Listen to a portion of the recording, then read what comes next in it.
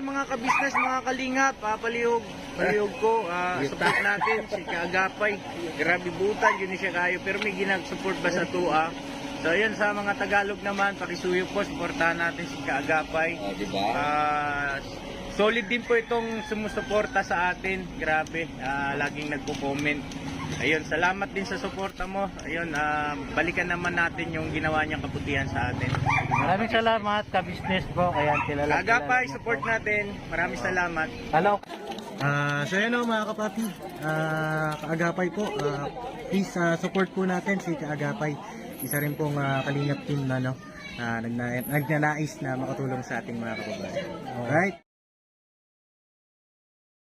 Isang mapagpalang gabi mga Kaagapay, mga kalingap, ka-business, and maraming salamat sa inyong mga panunood at sa mga hindi pa po nakasubscribe dito sa ating channel na Kaagapay, ayan, paki-subscribe po at i-hit po ang notification bell para lagi po kayong updated sa ating mga bagong video. Sa mga hindi pa po naka-follow sa aking Facebook page, ko na lang po dito, ayan, paki-follow na lang po at nag-upload din po tayo dyan ng ating mga video na pagtulong sa ating mga kababayan. And gagawa tayo ng reaction video or comment sa isang video po ni Kuya Ka-Business, patungkol po dun nga sa kay Kuya Bong at Papaya. Tara, panoorin nyo po. Ano ba nangyari sa ibong? Nakasigaw po eh. Nakalig ko po eh. Nasobrang sa inyo eh. Nasobrang ka sa inom. Grabe naman inom yun. Pero yung ilang araw, 2 linggo. Natatatlo po. Magtatatlong linggo. Wala po naman nasinan eh. May higit 2 linggo. O magtatatlong linggo nga. May higit 2 linggo eh. Anong ginawa mo? Nakalimuto. Kwento mo sa Iba mga nakakalaw muna. Tapos, Minon. tapos, Minon siya. Nangalaala ko. ganun lagi. Malakal, pagka nagkapera, inom. Eh bakit naman? Di ba pwedeng minsan-minsan lang uminom? Di ba nag-usap na tayo dati? Tapos ka na. Tapos bakit nung nakita ka daw ni Papa D, sa may lasa kayo? Pauwi na po. Dito na pauwi na. Pauwi ka na rito. Eh ba't di ka tumuloy dito? Nagbukal mo daw. Pauwi na. Pauwi na. Pauwi ka na, naglalakad ka na pupunta rito. Anong dahilan bakit gusto mo nang umuwi mo dito? Yan. Ang gusto ko lang. Ang gusto mo lang. Ayun, mga ka-business yung sagot. Gusto niya lang. Pasensya po na kayo lahat. Hindi mga ulit ko.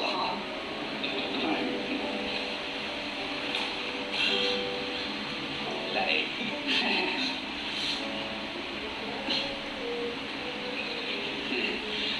Nabira na. Tawag dito na nung mga panahon, mga araw na saan ka natutulog? Ito sa kapila. Sa dito tayo. Kanino doon? Kasama ko dalaan dito. Yung isang araw. Sa araw. Ito yung linggo. Nung nakaraan, nung unang balik mo rito, Saan ko makatulog sa kanila? hinating ka rito. Totoo yan ha. Kasi kausap ko yun.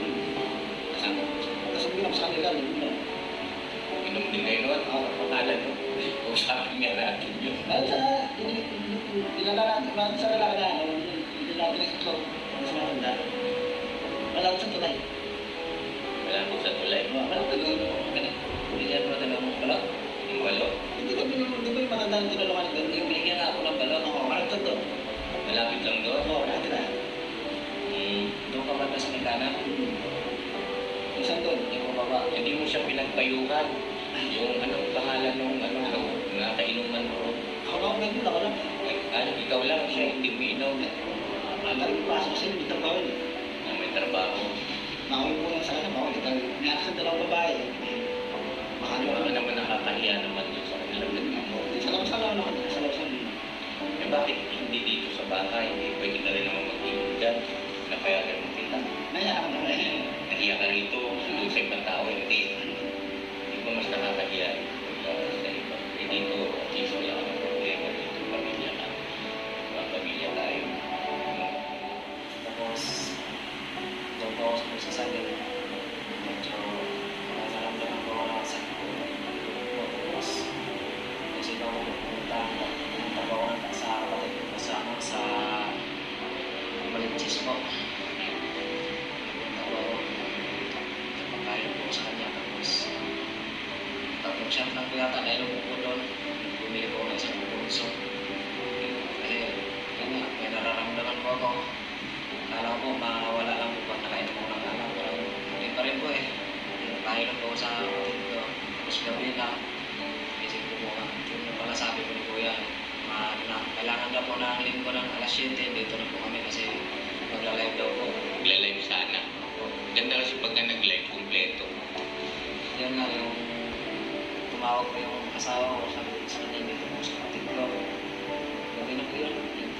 Kaya sabi ko sabi ko, chat ko na lang po kay ate na hindi sabihin mo nila ato lang po yun na dito sa kapatid ko. Napapayag dito ako. Bukas na po nung away, pagka ako na ako umaga dito, hindi po ako dito sa bahay. Nagmumuna ako sa dati ko po kasama ko sa magkasakit. Hindi po ako nagtambay kasi nakarin po na karoon ko na karoon naman po yung sarili ko. Ba't anong klaseng sakit ang naramdaman mo sa katawan mo? Dito. Naku, yan ang mga sinasabi ko eh. Ano sa palagay mo? Ano yung Hanggang ngayon po, yun? hanggang ngayon po, parang dumadaloy na rin yung dito ko. Pag huminga kang gano'n, Hanggang sa linggo po, pag huminga po ako, ngayon, linggo, ngayon hindi na po, parang nararamdaman ko po ngayon, parang palipat-lipat po yung sakit. Yung dito po. Kaya hindi po ako umuwi kasi ayaw ko na po mag-alala sila ko yan.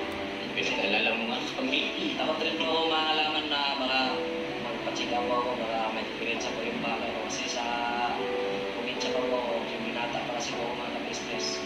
Simula po 10, nag-issue na po ako. Kasi parang naano po ako sa pamilya kasi yung mga magulang ko po dati, mga lasingero po. Pag umuwi ng gabi, kami, kaya hindi po ako nakapagtapos ng pag-aaral. Kasi may sabihin ka ba? Balik-balik mo. Hindi. Kasi takot mo ko malaman na makacheck up ako.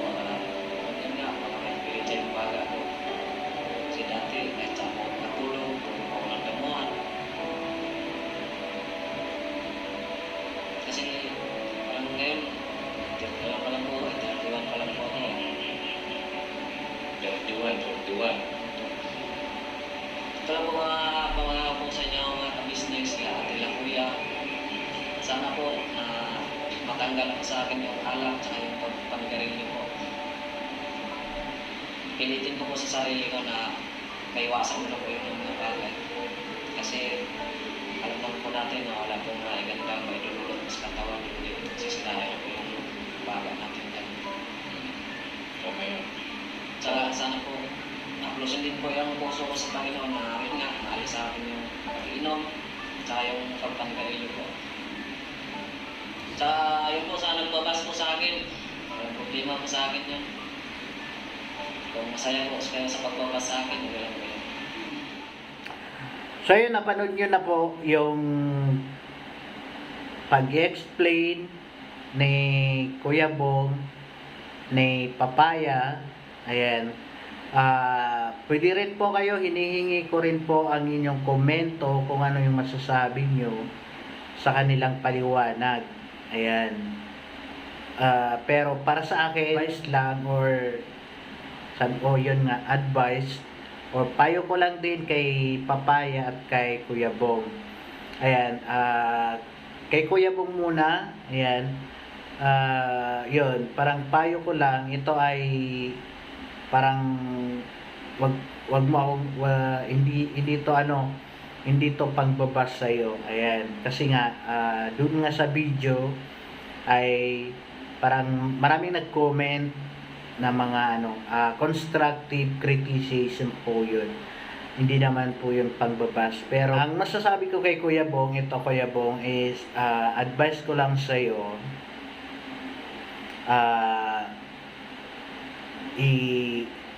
manalangin ka po sa Diyos, magtiwala ka na kaya mong kalimutan kung ano man yung bisyo mo ngayon. Siyempre hindi po yan naano ka na dyan, nasanay. Pero sana pakunti-kunti malis po natin yan. And kung wag ka nang kung baga sabihin natin magpakalayo-layo lagi. Nandiyan na yan si ka-business eh. Natutulungan ka, tinuring na kayong mga pamilya, kamag-anak. Masaya dyan. Yun nga. Swerte mo nga kasi napunta ka kay ka-business. Hindi po lahat ng pag-alagala noon may nakatulong sa kanila. Ngayon, pasalamat ka, nandiyan si Kuya ka-business, siya yung nakahanap sa'yo. Dahil sa kanya, maraming tulong na umabot, na ipaabot sa'yo kasi nga nakilala ka rin po. Then, sana bilang pagpapahalaga, maging loyal ka na kay Kuya ka-business. Kumbaga, ipagkatiwala mo na ang iyong sarili, kalimutan mo na kung may mga nagano sa'yo dyan, na mga baka may nag-o-joke pa sa'yo dyan na lumayo ka na lang dyan kila Kuya ka-business. Wag mo silang paniwalaan, baka maligaw ka pa ulit ng landas. So, yun, magtiwala ka na lang kay Kuya ka-business kasi mababait naman sila. And sigurado na lagi kang makakakain. At basta ka na lang po lagi ka na lang po manalangin at pakunti-kunti tigilan mo yung kung ano man yung kung may yung bisyo mo.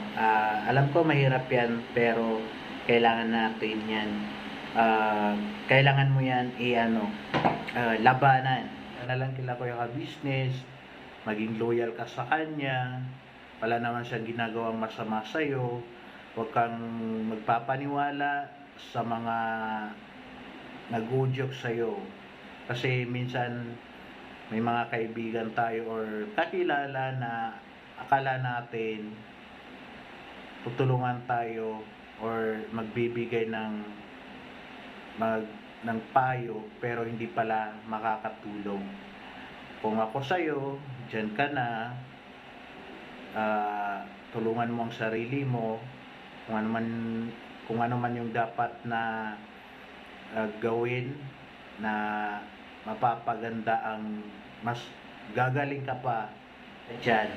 Nandyan na yan si Kuya ka-business, huwag mong pakawalan. And kay kay Papaya, ayan, swerte mo Papaya kasi nandyan ka kila Kuya ka-business. Hindi ka masyadong mapapagod sa trabaho at sabihin natin alaga ka dyan. Kaya huwag mong sayangin, huwag mong sirain yung tiwala sa'yo ni Kuya ka-business. Kasi hindi, yung opportunity na yan, na nandyan ka, once in a lifetime lang yan. Huwag mo nang pakawalan, huwag mo nang sirain yung tiwala sa'yo ni Kuya ka-business. Kasi once na masira yan, mahirap na, hindi na po yan may babalik. Ayan. Kahit sabihin natin may second chance, pero yung fully trust, hindi may babalik. So yun lang yung may papayo ko sa'yo or masasabi ko sa video na napanood ko. Hindi mo na lang ito na bilang talaga payo sa'yo ng naniniwala po sa inyo, naniniwala na kaya nyo pang kumbaga ayusin yung kung ano man yung nangyari. Salamat po sa lahat ng sumusuporta po sa ating channel ng Kaagapay. Thank you po sa mga solid supporters natin dyan. Thank you. Maraming salamat and God bless po. Bye-bye!